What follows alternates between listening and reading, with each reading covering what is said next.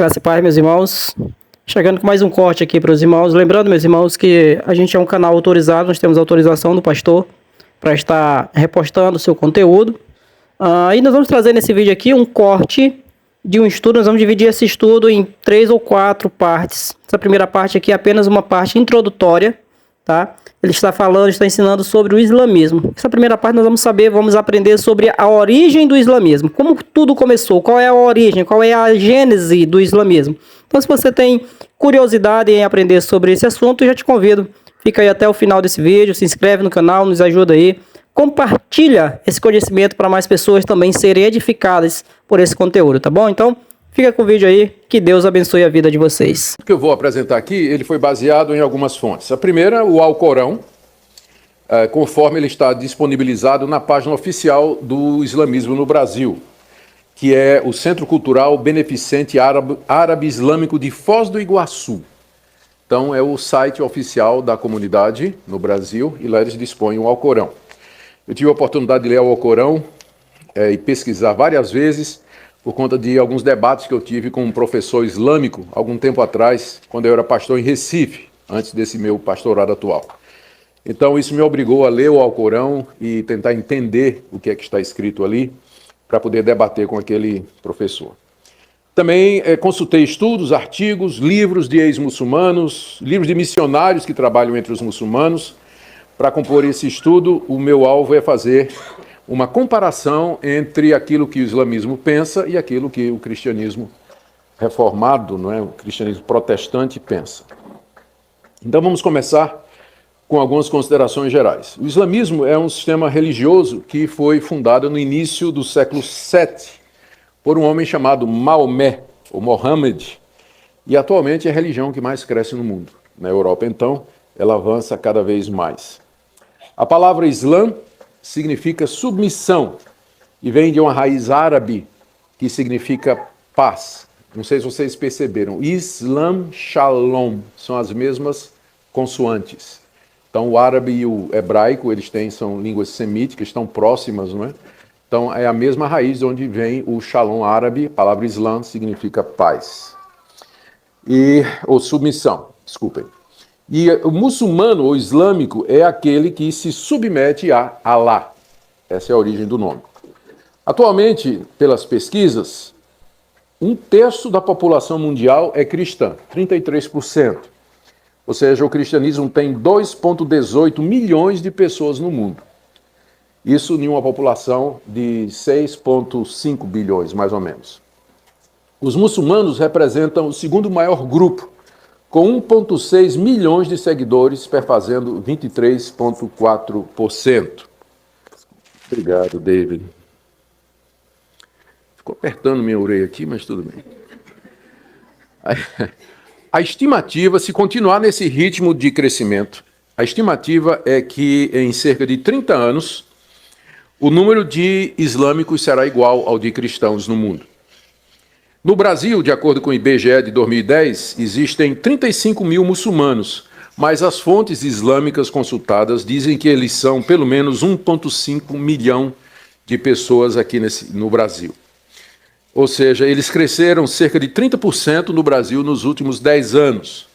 O foco do islamismo, as suas comunidades, são mais no sul do país, especialmente Foz do Iguaçu e outras cidades do Paraná. Essas comunidades islâmicas, elas são compostas, na maioria, de imigrantes de países como Bangladesh, Afeganistão, Paquistão, Angola, Moçambique, Palestina, Iraque, Jordânia, Índia, Síria, Gana, Líbano, Guiné, Senegal, Marrocos, Egito, Congo, Somália e do território da Caxemira. Muitos deles entram no Brasil alegando perseguição política ou religiosa para obter o visto de permanência no Brasil. Então, segundo eles, são 1,5 milhões, isso aí já ultrapassa, com certeza, várias das denominações tradicionais. É um número maior do que o dos batistas, do que o dos presbiterianos, dos metodistas e dos anglicanos. Eles se tornaram notórios por causa dos atentados terroristas, porque grupos terroristas que assumiram a autoria desses atentados mundo afora, eles se declararam muçulmanos e disseram que estão fazendo aqueles atos terroristas em nome de Alá. também conhecida, os vídeos, ou figura, ou áudio de terroristas antes de se explodirem ou antes de atirarem nas pessoas, gritarem Alá é grande, e assim por diante. Autoridades islâmicas em todo o mundo condenam esses atos terroristas. Então, na maioria, as autoridades islâmicas dizem, nós não concordamos com esses atos terroristas. E dizem que o islamismo é uma religião de paz. Veremos mais adiante. Bom, um pouquinho sobre a história do islamismo, porque entender um pouco a história ajuda a gente a entender o que é que aquela religião é, o que é que ela representa. Maomé, ou Mohammed, o profeta do islamismo, nasceu na cidade de Meca, na Arábia, no ano 570. A essa altura, os cristãos, através das cruzadas, haviam dominado toda aquela região, e aqui nós estamos no século VI para VII, e o tipo de cristianismo que prevalecia era aquele da Idade Média que a gente falou ontem, já cheio de acréscimos e cheio de invenções humanas. Na adolescência e mocidade, o Maomé teve contato com esse cristianismo já católico, desfigurado, do início da Idade Média, e para ele, os cristãos acreditavam que Maria era Deus e que Maria era parte da divindade. Ele cresceu entendendo isso a respeito do cristianismo, considerando que no início da Idade Média, Maria já vinha ganhando muito espaço dentro da liturgia católica. Quando ele tinha 25 anos de idade, ele diz que, enquanto meditava numa caverna, ele recebeu uma visita do anjo Gabriel, que se tornou a primeira de muitas outras visitas. Durante essas visitas, que continuaram por cerca de 23 anos até que ele morreu, o anjo Gabriel revelou a ele as palavras de Alá. Alá é a palavra árabe que os muçulmanos usam para Deus. Esse Maomé, ou Mohammed, ele não sabia escrever. O que é que ele fazia? Ele decorava e recitava essas revelações que o anjo Gabriel lhe dava a pessoas próximas, que então faziam cópias disso. E essas cópias, essas revelações escritas pelos amigos de Maomé, a partir das informações que ele deu, formam o que hoje conhecemos como o Corão, que é o livro sagrado do islamismo. Ou seja, a fonte de autoridade deles, como nós vamos ver, é exatamente esse livro que contém as revelações do anjo Gabriel a Mohammed durante 23 anos. Aos poucos, Maomé foi sendo reconhecido pelos seus familiares e parentes como sendo realmente um profeta de Deus. Então ele se muda de Meca para Medina, uma outra cidade importante na Arábia, e lá ele se torna não somente um líder religioso, mas também político e militar. E começa a liderar os seus seguidores e liderou os seus seguidores em mais de 20 guerras muito sangrentas para conquistar e derrotar os inimigos da nova fé que ele estava ensinando. E ele estava querendo ampliar o território dos seus seguidores. Então, aqui ele enviou à guerra mais de 47 expedições de guerreiros, e ele próprio matou Ubay ben Khalaf com suas próprias mãos, que era um inimigo dele. Ele morreu doente em 632, meados do século VII, com 62 anos. Quando ele morreu, os seus seguidores entraram em disputas sangrentas para definir quem era o sucessor de Mohammed. E aí dá-se o nome de califa, o sucessor de Maomé, que legitimamente haveria de ser o seu sucessor. E a partir dessas divisões, surgiram dois grupos dentro do islamismo, que pouca gente não sabe a diferença do que é um xiita, o que é um sunita, não é? Eu vou explicar daqui a pouco, mas surgiram esses dois grupos a partir dessa questão. Maomé morreu, quem é o sucessor dele? E aí o pau quebrou, né? E surgiram duas linhas dentro do islamismo. Bom, a partir daí o islamismo começa a se propagar amplamente, maiormente pela conquista militar na Ásia, África e Oriente, e continua assim até o dia de hoje. Muito bem, quais são as fontes de autoridade do islamismo? Nós já dissemos aqui que é muito importante fazermos essa pergunta quando a gente está analisando uma religião. Em que é que aquelas pessoas baseiam aquilo que elas dizem e aquilo que elas praticam? Em que é que elas acreditam? Qual é a fonte de autoridade delas? No Islã, A fonte suprema, embora não a única, é o Alcorão, que significa leitura por excelência ou recitação. Conforme nós já dissemos aqui, o Alcorão é a coleção daqueles ditos, frases, declarações de Maomé que supostamente ele recebeu do anjo Gabriel durante 23 anos. Para o islamismo, o Alcorão é a palavra final e completa de Deus, a última revelação de Deus para a humanidade, superior às escrituras hebraicas do Antigo Testamento e superior ao Novo Testamento.